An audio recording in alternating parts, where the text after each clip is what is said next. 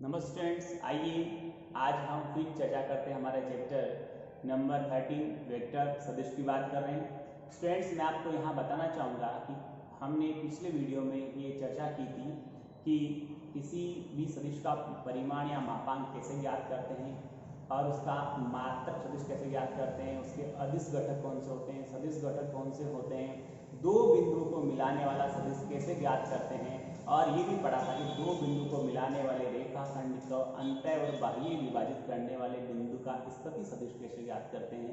ये सारी बातें इतनी चर्चा स्टूडेंट्स हमने की थी। और अब मैं आगे बढ़ता हूँ और आपको मैंने दो एग्जाम्पल करवाए थे, आज मैं तीसरा एग्जाम्पल करवा रहा हूँ कि दो सदिशों के योगफल से प्राप्त सदिश का या दो सदिशों के योगफल के अनुदिश मात्रक सदिश ज्ञात कीजिए।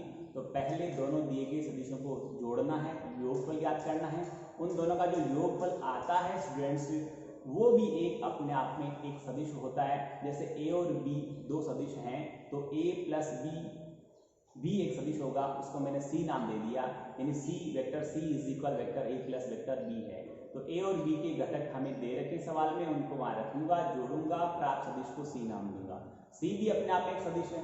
तो योगफल के अनुदिश मात्रक सदिश ज्ञात करना है, तो योगफल करने से प्राप्त सदिश जो है उसका मात्रक सदिश ज्ञात करना है। और किसी भी सदिश का मात्रक सदिश ज्ञात करने का तरीका मैंने आपको बताया था कि उस सदिश का सबसे पहले परिमाण मापांक ज्ञात कीजिए और उस सदिश में उस मापांक का भाग लगा देने पर प्राप्त सदिश एक मात्रक सदिश होता है। तो देखिए स्टूडेंट्स, आप चाहो तो यहाँ मैं बता सकता हूँ एक बार के लिए, वेक्टर ए और वेक्टर बी हमारे पास दो सदिश दिए गए हैं। वेक्टर ए है 2 2 -5, 2 2 -5, और वेक्टर बी है स्टूडेंट्स हमारे पास में 2 1 3, 2 1 और 3। अब इनके योगफल के अनुदिश, पहले इनका योगफल ज्ञात करेंगे, फिर योगफल के अनुदिश मात्रक सदिश ज्ञात करेंगे। सपोज मैंने इसके योगफल को एक वेक्टर सी नाम दिया है, तो vector A plus vector B is equal vector C. आप नाम नहीं दे तो भी चलेगा, दिया तो अच्छी बात है। That means vector C is equal हो गया A means 2ik plus 2jk minus 5kk plus योगफल ज्ञात करना है, प्रथम सदिश ए हो गया। आप प्लस दूसरा सदिश लिखेंगे तो 2ik प्लस jk और प्लस 3k, ये दूसरा सदिश हो गया। दोनों को यदि हम जोड़ेंगे तो ये आएगा स्टूडेंट्स की 4ik plus 3jk minus 2kk। अब इसका हम मापांक ज्ञात करें, इसका हम परिमाण ज्ञात करें, वो आएगा ऐसे, इज इक्वल आर लिखेंगे। तो मैंने कहा किसी भी सदिश का मापांक उसके अदिश घटकों के वर्गों के योगफल के वर्गमूल के बराबर होता है। मेरी भाषा आपको याद होगी 16 प्लस, अब देखिए आगे ये हो गया 9 प्लस 4, रूट करेंगे तो ये हो गया √29, ये आर हो गया, सी का मापांक आ गया। आगे यहां लिखता हूं, हमें ए प्लस बी का या बी के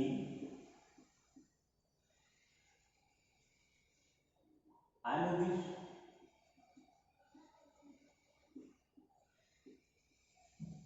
मात्रक सदिश ज्ञात करना है। तो हमने क्या कहा है, vector A plus vector B को सी लिखा है, तो हमें सी कैप चाहिए। सी कैप चाहिए तो सी सदिश में सी के परिमाण का, जिसका भी मात्रक सदिश चाहिए उसमें उसके परिमाण का भाग लगा दिया जाता है। तो सी के इज इक्वल हमारे पास आया था students 4ik plus 3jk -2k ये c था, इसका परिमाण आया था √29। तो इसको हम लिखेंगे तो c के यानी a प्लस b का मात्रक सदिश होगा 4/√29 i के प्लस 3/√29 j के माइनस 2/√29 k के। ये स्टूडेंट्स a प्लस b की दिशा में एक मात्रक सदिश प्राप्त हो चुका है। आगे बढ़ते हम बात करते स्टूडेंट्स। तो देखिए एक सवाल है, दो बिंदु दे रखे P बिंदु है 2, 3, 0 और Q है -1, -2, -4 को मिलाने वाले एवं P से Q की तरफ दिष्ट सदिश ज्ञात कीजिए। दो बिंदुओं को मिलाने वाला सदिश और ये वहां पर दिशा बताई जाती है स्टूडेंट्स। वो कह रहा है P से Q की दिशा में ज्ञात कीजिए। यदि वो कहता कि Q से P की ओर ज्ञात करो तो वो भी हो सकता है। यहाँ पर जिसकी दिशा में सदिश ज्ञात करना है, तो जिससे ज्ञात करना वो इनिशियल पॉइंट होता है, जिसकी दिशा में ज्ञात करना वो एंडिंग पॉइंट होता है, अंतिम बिंदु होता है। तो अंतिम बिंदु के निर्देशांकों में से प्रारंभिक बिंदु के निर्देशांक घटाकर उनके साथ में i, j और k लगाकर उनका सदिश ज्ञात किया जाता है। तो देखिए स्टूडेंट्स यहाँ पर क्या आएगा, बिंदु P हमें दे रखा है, वो है स्टूडेंट्स 2, 3, 0, 2, 3 और 0। Q हमारे पास है -1, -2 एंड -4। हमें P से Q की दिशा में, P से Q की दिशा में दिष्ट सदिश चाहिए।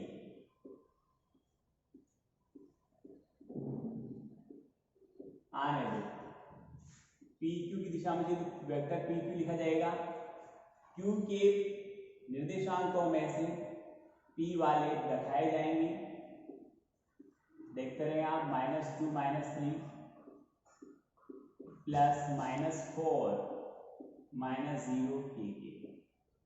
यहाँ रूट वगैरह नहीं लगाना है, ये परिमाण थोड़ी ज्ञात करें हम, दो बिंदु के बीच की दूरी थोड़ी ज्ञात करें रूट लगाएंगे, वो नहीं करना है, स्क्वायर नहीं करना है।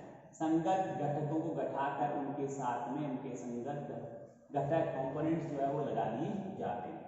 ये बन गया -3i के, -5j के और -4 k के। ये P से Q की दिशा में सदिश प्राप्त हो गया है। इसका भी हम परिमाण या मापांक ज्ञात कर सकते हैं। कोई तरीका है, r से लिखेंगे -3 का स्क्वायर -5 का स्क्वायर और -4 का स्क्वायर। तो 3 का स्क्वायर 9 हो गया, ये 25 हो गया और वो 16 हो गया। 50 आएगा, √50। इसको लिख सकते हैं अपन 5√2, क्योंकि 50 को 25 गुणा 2 लिख सकते हैं। तो उसका जो मापांक आया वो आया 5√2। इसका भी यदि हमें मात्रक सदिश ज्ञात करना होता तो हम क्या करते, यहाँ PQ और K लगाते और सदिश PQ में उसके परिमाण का भाग लगाते, यानी मात्रक सदिश का पॉइंट आपके 101% में मानता हूँ क्लियर हो चुका होगा कि किसी सदिश में उसके परिमाण का भाग लगा देने पर उसका मात्रक सदिश ज्ञात हो जाता है। और मात्रक सदिश उस सदिश को कहते हैं इसका परिमाण 1 इकाई होता है। आगे देखिए, नेक्स्ट हमारा एग्जांपल है, दो बिंदु हैं और उनके पोजीशन वेक्टर हमें दे रखे हैं। P और Q दोनों बिंदु है और हमें ऐसे बिंदु R का पोजीशन वेक्टर पता करना है जो PQ को 2:1 में अंतर और बाह्य दोनों तरह से विभाजित करता है। तो R के निर्देशांक क्या बनते हैं स्टूडेंट जरा देखिए। हमारे पास P और Q दो बिंदु हैं, उन दोनों के निष्पत्ति सदिश पोजीशन वेक्टर हमें दे रखे हैं। P का मूल बिंदु O के सापेक्ष पोजीशन वेक्टर भी दिया हुआ है और Q का मूल बिंदु O के सापेक्ष पोजीशन वेक्टर भी दिया हुआ है। P का पोजीशन वेक्टर है 3a-2b, 3a-2b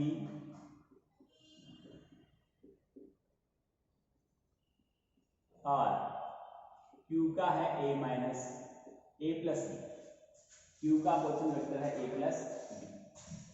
आप देखिए स्टूडेंट, यहाँ पर आप क्या करेंगे कि मैंने आपको चित्र द्वारा बताया था, चित्र बनाने की जरूरत नहीं है। दो बिंदु को मिलाने वाले या दो बिंदु का यदि पोजीशन वेक्टर पता हो तो उन दोनों बिंदु को मिलाने वाले रेखाखंड का अंतर विभाजन करने वाले बिंदु के स्थिति सदिश आपको ज्ञात करने हो तो आप क्या करेंगे, देखिए आप कहेंगे क्योंकि सदिश OP व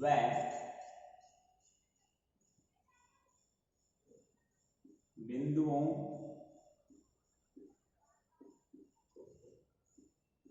P तथा Q को मिलाने वाले रेखाखंड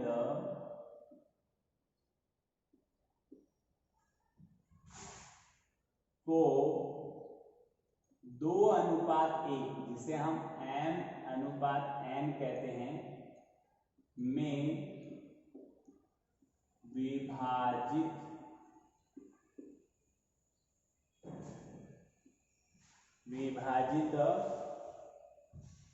करने वाले 2:1 में एक वर्ड और लगा लें यहाँ पर, अंतः विभाजित करने वाले बिंदु का स्थिति सदिश पोजीशन वेक्टर हम ज्ञात कर रहे हैं।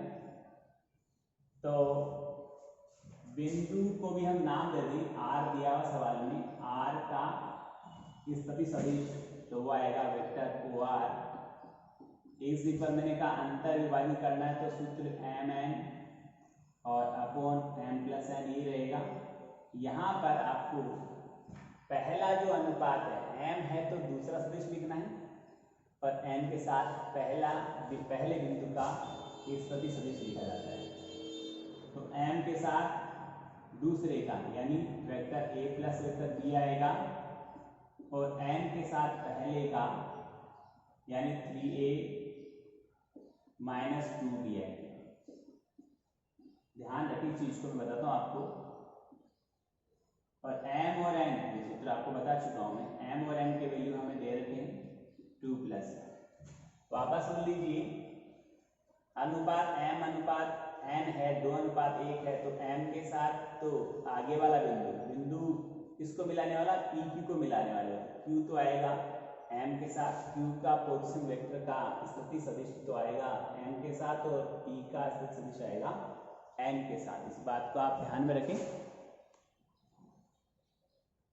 आगे देखिए स्टूडेंट्स,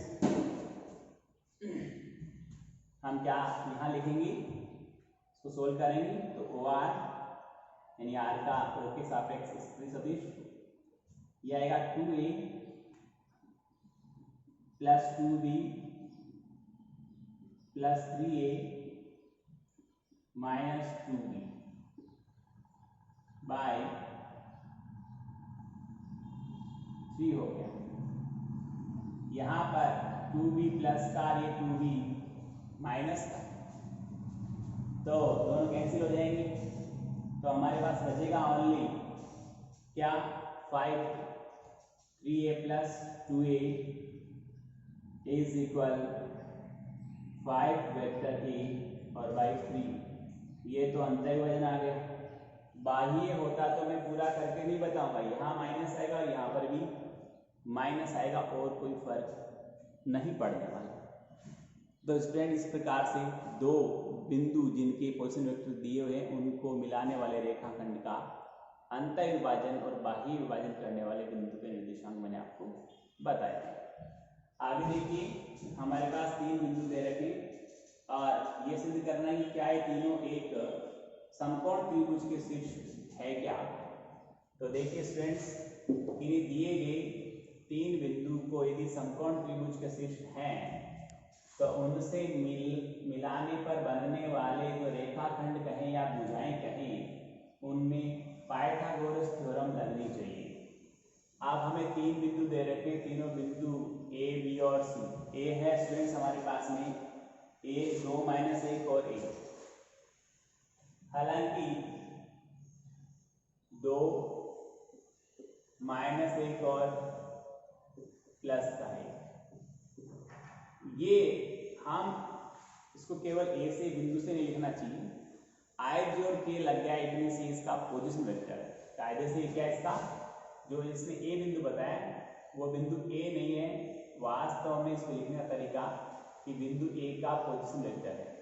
यहाँ जो लिखा उसके अकॉर्डिंग मैंने लिखा है, बट एक्चुअल में ये होना चाहिए। फिर हम बी की बात करें तो बी का पोजीशन वेक्टर यहाँ पर ऐसा बुक में दिया हुआ, मैं नहीं कह रहा हूँ, पर मैं कह रहा हूँ ऐसा होना चाहिए, तब 100% सही है। और दूसरा है 1 माइनस 3 और माइनस 5, 1 माइनस 3 और माइनस 5। यदि इसको बिंदु कहते तो सिर्फ लिखना चाहिए था 2 माइनस 1 1, और इसे लिखना चाहिए था बिंदु है ये तो 1 माइनस 3 माइनस 5। अब आई जे के लग गया तो बिंदु नहीं है, ये उस बिंदु का स्थिति सदिश बन गया है। और सी देखिए, सी है हमारे पास 3 4 4 माइनस 3 4 4 3 माइनस 4 माइनस 4। आप देखिए यदि बिंदु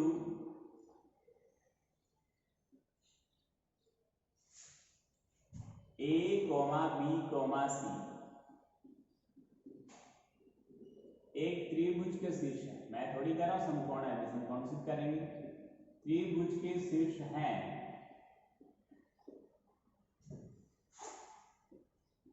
तो भुजाएं बनी, तो भुजा ए बी बराबर बी का पोजीशन वेक्टर माइनस ए का पोजीशन वेक्टर। बी का पोजीशन वेक्टर ये रहा और ए का ये घटाऊंगा मैं सीधा ये पर, इसमें से बी वाले में से ए वाला घटेगा तो माइनस आई के घटाना आता होगा, आराम से बताने की जरूरत नहीं ज़्यादा। इसमें से सो घटाओगे तो माइनस 2 जे के, और इसमें से सो घटाओगे माइनस 6 के। अब यहाँ भुजा ए बी का परिमाण निकालोगे तो सदिश ए बी का परिमाण इस भुजा ए बी की लंबाई को निरूपित करेगा। तो हम यहाँ लिखेंगे, इसको डायरेक्ट ए बी लिख सकते हैं हम, तो आएगा 1 का माइनस 1 का स्क्वायर। आप देख लीजिए मैं बार बार इतना बड़ा नहीं लिखूंगा, डायरेक्ट मैं उसका परिमाण ही बताऊंगा कि कितना होगा, आपको आ गया होगा, मैंने बोल दिया भाषा में और समझा भी दिया है। 1 का स्क्वायर 1, 2 का स्क्वायर 4 और इसका 36 और 4 40 और 1 41, रूट 41 ए की लंबाई आ चुकी है। फिर हम भुजा BC की बात करेंगे तो BC आएगा C का पोजीशन वेक्टर माइनस B का पोजीशन वेक्टर। अब इन दोनों को हम घटाएंगे तो देखिए ये रहा C और ये रहा B, घटाया तो आ गया 2i के। देखते रहे आप, 3i में से 1i गया 2i के, इसमें से ये घटेगा तो माइनस का j के, और इसमें से ये घटेगा तो प्लस का 1k के बाद। इसका हम जब BC भुजा सदिश BC का परिमाण निकालेंगे तो ये BC के बराबर आएगा, भुजा BC की लंबाई आएगी 4 1 5 1 6 आ गया। आगे देखिए इसी प्रकार तीसरी भुजा और बचती भुजा AC या CA, AC या CA की परिमाण समान आएगा, इसलिए AC निकालो या CA निकालो, त्रिभुज की तीनों भुजाओं को निरूपित कर रही है तो यहाँ पर AC ही आएगा, CA नहीं आएगा। तो देखिए AC आया तो ये रहा A, ये रहा C, तो C में से A घटाना है, यानी C का पोजीशन वेक्टर माइनस A का पोजीशन वेक्टर। तो सी में से ये गया तो आ गया 1 आई के, इसमें से ये गया तो प्लस का माइनस का 3 जे के, और इसमें से ये गया तो माइनस का 5 के। अब मैं ए सी का यहाँ पर मैग्नीट्यूड पता करता हूँ, तो वो भुजा ए सी की लंबाई को निरूपित करेगा। ये 25 और एक 26 और 9 35 हो गए, ये √35 के बराबर है। अब यदि इससे पाइथागोरस थ्योरम लगती है तब तो एक समकोण त्रिभुज का शीर्ष है, वरना नहीं।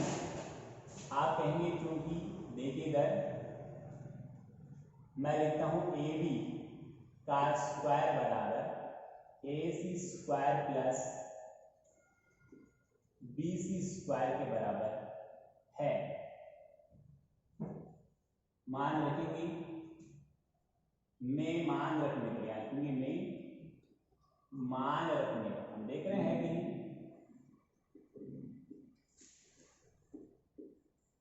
रखने पर ए बी है √41 का होल स्क्वायर, ए सी है √35 का होल स्क्वायर, और ये है √6 का होल स्क्वायर। ये 41 हो गया, उधर 35 प्लस 6 41 बराबर 41। यहाँ लिखना LHS बराबर RHS है। आता है दिए गए तीनों बिंदु एक समकोण त्रिभुज के